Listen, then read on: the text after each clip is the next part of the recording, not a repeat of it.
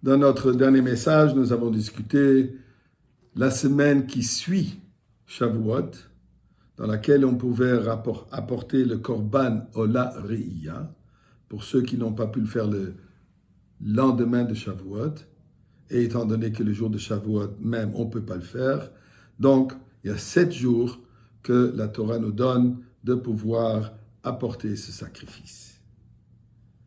Et ceci est devenu une sorte de fête, c'est devenu des jours fériés dans lesquels on ne fait pas Tachanunim, on ne fait pas des éloges, des jours où on célèbre le fait qu'une personne juive, même qui arrive à la dernière seconde du 7e jour, on célèbre pendant toute cette semaine, toute cette journée, l'opportunité qu'un juif a à faire encore une mitzvah.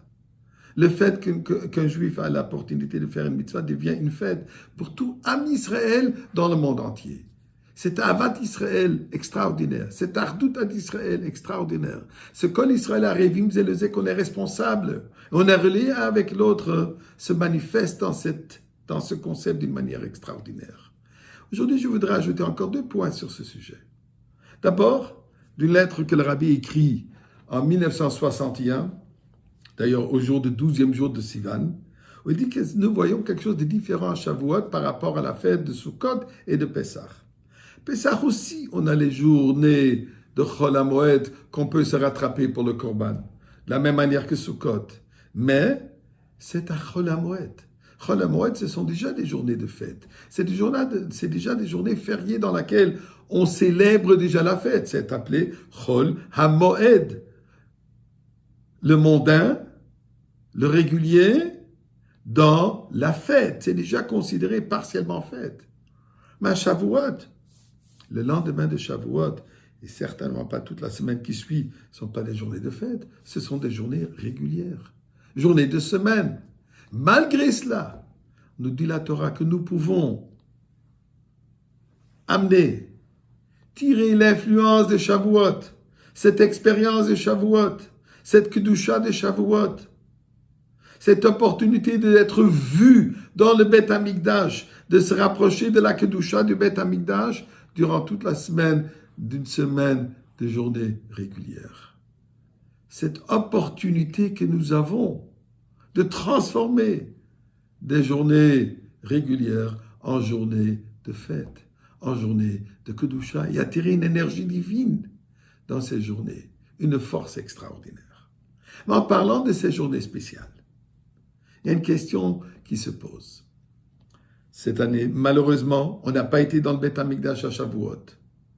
Même ceux qui sont en Eretz Israël n'ont pas pu amener le Korban, puisqu'il n'y a pas de Beth Amikdash encore.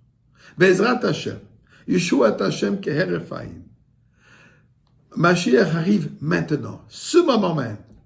Le Beth Amikdash descend du ciel tout près sur Har HaMoria.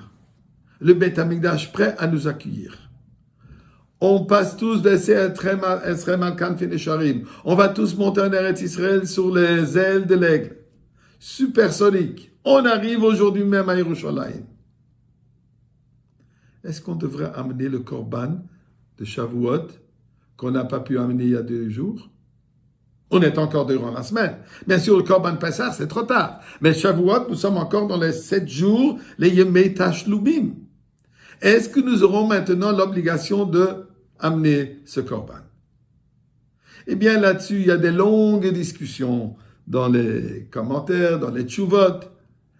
Je vais juste ajouter un petit point en disant que le concept suivant, que malgré le fait qu'on n'a pas eu encore le Beth Amikdash à Shavuot, on est quand même obligé d'amener le Korban. La mitzvah, elle est toujours là. On n'a pas pu le faire, puisqu'on n'avait pas de Beth Amikdash. Mais nous avons cette mitzvah. Étant donné que nous avons cette mitzvah, aujourd'hui, on va devoir le faire. Maintenant, si on doit le faire, ça c'est d'après une opinion. Maintenant, si on doit le faire, comment on pourra le faire? On a besoin de Kohanim. Le Kohen, ils sont tous tamés. Ils ont besoin des vêtements de Kohen.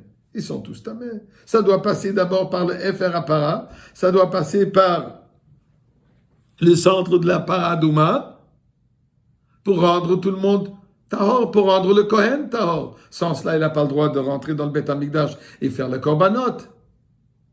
Eh bien, il y a une solution très simple. Il est dit que dès que Mashiach arrive, il y a la résurrection de certains tzadikim.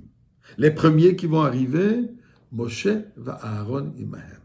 Donc, il y aura Moshe Rabbeinu tout de suite, et il y aura Aaron à Kohen, le Kohen Gadol, et il ne revient pas sans vêtements. Il revient déjà avec ses vêtements de Kohen Gadol. Donc, on aura le Kohen Gadol qui pourra faire pour nous tous les sacrifices.